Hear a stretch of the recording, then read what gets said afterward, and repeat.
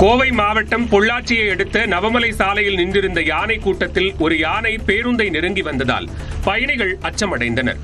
கவியருவியில் இருந்து நவமலை செல்லும் சாலையில் அரசு பேருந்து ஒன்று சென்றது. அப்போது சாலையோரம் நின்றிருந்த யானை கூட்டத்தில் ஒரு பெண் யானை வேகமாக பிளிரியபடி பேருந்தை நோக்கி வந்து தாக்க முயன்றது. இதனால் பேருந்தில் இருந்த மக்கள் அச்சமடைந்தனர்.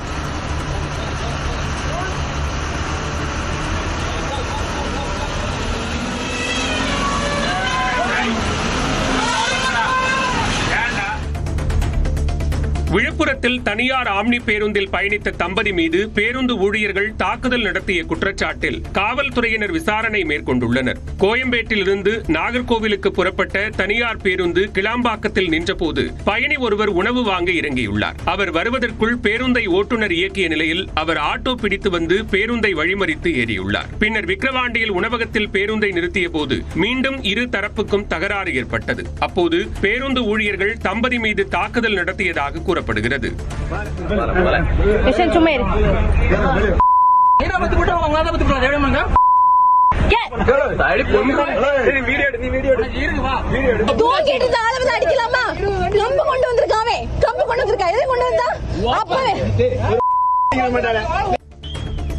ராமநாதபுரம் மாவட்டம் மரவர் கரிசல்குளம் கிராமத்தில் வில்வநாதர் கோவில் வைகாசி விசாக திருவிழாவை முன்னிட்டு இரட்டை மாட்டு வண்டி பந்தயம் நடைபெற்றது. ராமநாதபுரம் மட்டுமல்லாது தூத்துக்குடி, திருநெல்வேலி, விருதுநகர் உள்ளிட்ட பல்வேறு மாவட்டங்களில் இருந்து வந்திருந்த 32 மாட்டு வண்டிகளில் வந்திருந்த நபர்கள் போட்டியில் ஆர்வத்துடன் பங்கேற்றனர். இதில் முதல் 4 இடங்களை பிடித்த பந்தய வீரர்களுக்கு ரொக்கப் பரிசு வழங்கப்பட்டது.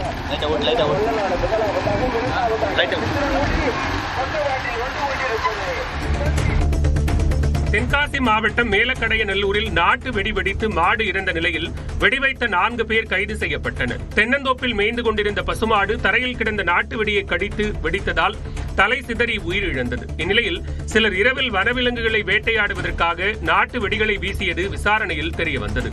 இதனையடுத்து பால்பாண்டி, சந்தனப்பாண்டி, சுபாஷ், ராம்ஜி ஆகியோரை காவல்துறையினர் கைது செய்து நீதிமன்றத்தில் ஆஜர்படுத்தி சிறையில் அடைத்தனர்.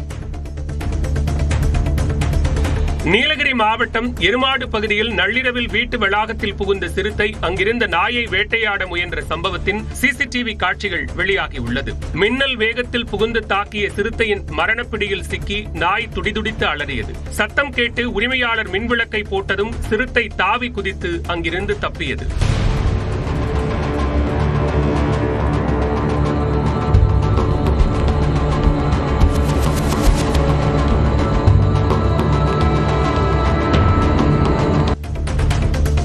சென்னை வியாசர்பாடியில் குடிபோதையில் தாயை கத்தியால் வெட்டிய மகன் கைது செய்யப்பட்டார். ராஜேஸ்வரி என்பவரின் மூத்த மகன் மிதுன் குடிப்பழக்கத்திற்கு அடிமையாகி வேலைக்கு செல்லாமல் இருந்தார். வழக்கம் போல் போதையில் வீட்டுக்கு சென்ற மிதுன் தம்பியுடன் வாக்குவாதத்தில் ஈடுபட்டதால் ராஜேஸ்வரி கண்டித்துள்ளார். ஆத்திரமடைந்த மிதுன் டிவியை உடைத்து கத்தியால் தாயை வெட்டினார். மற்றொரு மகன் உடனே தாயை மீட்டு மருத்துவமனையில் அனுமதித்த நிலையில் காவல்துறையினர் மிதுனை கைது செய்து விசாரணை நடத்தி வருகின்றனர். தஞ்சாவூர் பெரிய கோயிலில் உண்டியல் காணிக்கை எண்ணும் பணியின் போது 25,000 ரூபாயை திருடிய பெண் காவல் நிலையத்தில் ஒப்படைக்கப்பட்டார். தஞ்சாவூர் பெரிய கோயிலில் 11 இடங்களில் உண்டியல்கள் வைக்கப்பட்டிருக்கும் நிலையில் 3 மாதங்களுக்கு ஒருமுறை திறக்கப்பட்டு எண்ணப்படும். அந்த வகையில் திங்கட்கிழமையன்று உண்டியல்கள் திறக்கப்பட்டு காணிக்கைகளை எண்ணும் பணி நடந்தது. அந்த பணியில் ஈடுபட்ட இந்திரா என்பவர் அடிக்கடி கழிவறைக்கு சென்று வந்ததால் சந்தேகமடைந்த கோயில் பணியாளர்கள் அவரை பிடித்து விசாரித்த போது பணம் திருடியது உறுதியானது. இதையடுத்து அவரை காவல் நிலையத்தில் ஒப்படைத்தனர். தேனி கம்பம் பேருந்து நிலையம் அருகே கஞ்சா கடத்தலில் ஈடுபட்ட 3 பெண்கள் உட்பட 4 பேர் கைது செய்யப்பட்டனர்.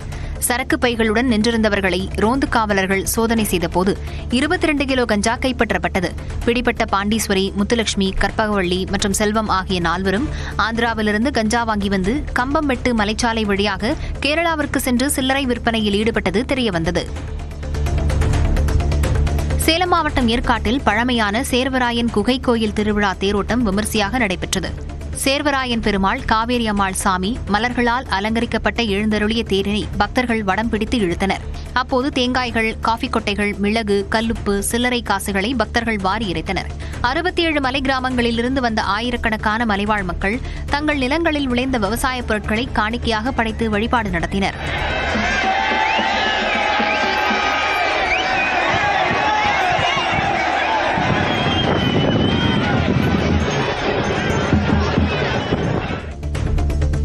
திருவள்ளூர் ஒருங்கிணைந்த நீதிமன்ற வளாகத்தில் பள்ளம் தோண்டும் போது பூமிக்கு அடியில் இருந்த உயர் மின்னழுத்த கம்பிகள் அறுந்து தீ விபத்து ஏற்பட்டது.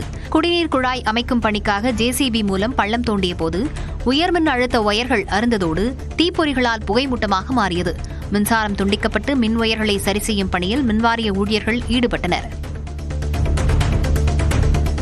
மேகாலயாவில் நடந்த சம்பவம் நாட்டையே உலுக்கியுள்ள நிலையில் கொலை செய்யப்பட்ட ராஜா அவரது மனைவியின் குடும்பத்தினர் மன்னிப்பு கேட்க வேண்டும் என்று அம்மாநில அமைச்சர் வலியுறுத்தியுள்ளார். இதுகுறித்து செய்தியாளர்களை சந்தித்த அமைச்சர் அலெக்சாண்டர் ஹெக் தங்கள் மாநிலத்தின் பெயரை கெடுத்துவிட்டதால் அவர்கள் மன்னிப்பு கேட்க வேண்டும் என்று கூறினார். இல்லையென்றால் அவதூறு வழக்கு தொடரப்படும் என்றும் அவர் எச்சரித்துள்ளார். தான் கருவுற்றிருப்பதாக வரும் தகவல் வெறும் வதந்தியே என பாடகி கெனிஷா பிரான்சிஸ் தெரிவித்துள்ளார். மனைவியை விட்டு பிரிந்து வாடும் நடிகர் ரவி மோகன் சமீபத்தில் பாடகி கெனிஷாவை தனது தோழி என கூறியிருந்தார். ரவி ஆர்த்தியின் விவாகரத்து வழக்கு நீதிமன்றத்தில் நடந்து வருகிறது. இந்நிலையில் கெனிஷா பகிர்ந்த புகைப்படம் ஒன்றில் அவர் கருவுற்றிருப்பது போல தெரிவதாக சிலர் சமூக வலைதளத்தில் கூறி வந்தனர். இதனை மறுத்துள்ள கெனிஷா, எனக்கு 6 பேக்ஸ் இல்லை, நான் கர்ப்பமாகவும் இல்லை என தெரிவித்துள்ளார். எம்பரர் பென்குயின்களின் எண்ணிக்கை கணித்ததை விட பெருமளவு குறைந்துவிட்டதாக ஆய்வாளர்கள் தெரிவித்துள்ளனர். இந்த பென்குயின்களின் எண்ணிக்கை 22% வரை குறைந்திருப்பதாக பிரிட்டிஷ் அண்டார்டிக் ஆய்வில் தெரியவந்துள்ளது. 2100ஆம் ஆண்டுக்குள் இவை முழுமையாக அழிந்துவிட வாய்ப்பிருப்பதாகவும் ஆராய்ச்சியாளர்கள் தெரிவித்துள்ளனர். அண்டார்டிகாவில் வெப்பம் அதிகரித்து வருவதே இதற்கு காரணம் என்று கூறப்படுகிறது.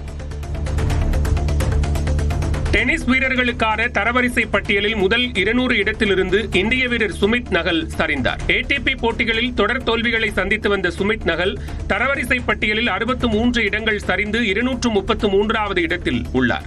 இந்நிலையில் மற்றொரு இந்திய வீரரான ரோஹன் போபண்ணா இரட்டையர் பிரிவுக்கான தரவரிசை பட்டியலில் 15 ஆண்டுகளில் முதன்முறையாக டாப் 50 இடத்திலிருந்து சரிவை சந்தித்துள்ளார். தற்போது அவர் 53வது இடத்தில் உள்ளார். கரூர் மாவட்டம் குளித்தலை அருகே கவுண்டம்பட்டியில் குப்பையில் கிடந்த நாட்டு பட்டாசு வெடித்ததில் 4 சிறுவர்கள் காயமடைந்தனர். கடந்த 25ஆம் தேதி நடைபெற்ற கோயில் திருவிழாவில் பயன்படுத்தப்பட்ட பட்டாசுகளில் வெடிக்காத பட்டாசுகள் குப்பையில் கொட்டப்பட்டிருந்தன. இதனை 5 முதல் 8 வயதுக்குட்பட்ட சிறுவர்கள் எடுத்து கல்லால் குத்தி உள்ளனர். அப்போது பட்டாசு வெடித்து சிதறி அக்ஷித், சஞ்சித், மணிமாறன், மகாலட்சுமி ஆகியோர் பலத்த காயமடைந்தனர். இதில் அக்ஷித், சஞ்சித் இருவரும் திருச்சி அரசு மருத்துவமனையில் தீவிர சிகிச்சை பிரிவில் அனுமதிக்கப்பட்டுள்ளனர். மற்ற இருவரும் ஆரம்ப சுகாதார நிலையத்தில் சிகிச்சை பெறுகின்றனர். நாகப்பட்டினம் மாவட்டம் வேதாரண்யம் அடுத்த தென்னம்பலம் மழை மாரியம்மன் கோவிலில் வைகாசி தேர் திருவிழா வெகு சிறப்பாக நடைபெற்றது. ஆண்களும் பெண்களும் தனித்தனியாக வடம் பிடித்து பக்தி பரவசத்துடன் தேரை இழுத்தனர்.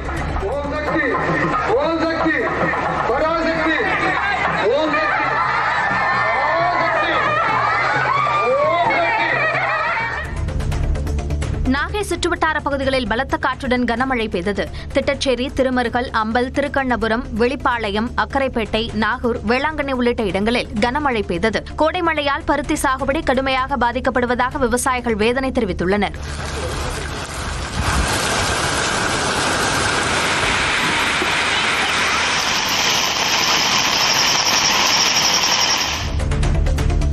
அரியலூர் மாவட்டத்தில் பல்வேறு இடங்களில் 2வது நாளாக கனமழை கொட்டி தீர்த்தது. ஜெயங்கொண்டம், புதுக்குடி உள்ளிட்ட பல பகுதிகளில் கனமழை பெய்தது. கனமழையால் வெப்பம் தணிந்து அப்பகுதியில் குளிர்ச்சியான சூழல் நிலவியது.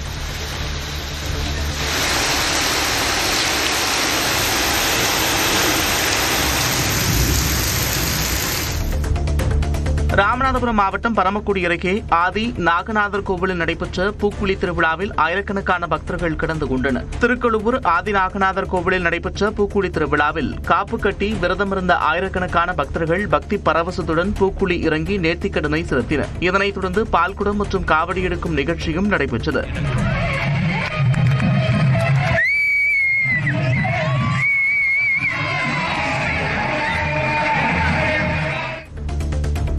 தர்மபுரி SP அலுவலக வளாகத்தில் தீக்குளித்து சிகிச்சை பலனின்றி உயிரிழந்த விவசாயியின் உடலை வாங்க மறுத்து உறவினர்கள் போராட்டத்தில் ஈடுபட்டனர். ஜெயராமன் என்பவரின் சொத்து பத்திரங்களை வைத்து மோசடி செய்து செல்வராஜ் என்பவரை கைது செய்யவும், உரிய நடவடிக்கை எடுக்காத காவலர்கள் மீது நடவடிக்கை எடுக்க கோரியும் வலியுறுத்தி தர்மபுரி அரசு மருத்துவமனையில் காவலர்களை முற்றுகையிட்டு போராட்டத்தில் ஈடுபட்டனர். பாப்பிரெட்டிப்பட்டி MLA கோவிந்தசாமி உறவினர்களுடன் நடத்திய பேச்சுவார்த்தையில் உடன்பட்டு அவர்கள் கலைந்து சென்றனர்.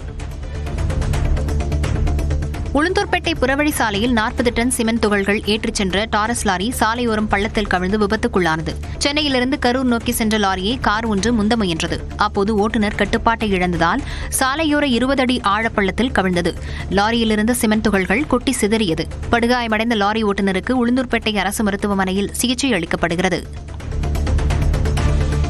சேலம் மாவட்டம் தாரமங்கலம் பேரூராட்சி முன்னாள் தலைவர் வீட்டின் முன் மாந்திரீகம் செய்யப்பட்ட பொருட்கள் போடப்பட்ட சம்பவம் பரபரப்பை ஏற்படுத்தியுள்ளது.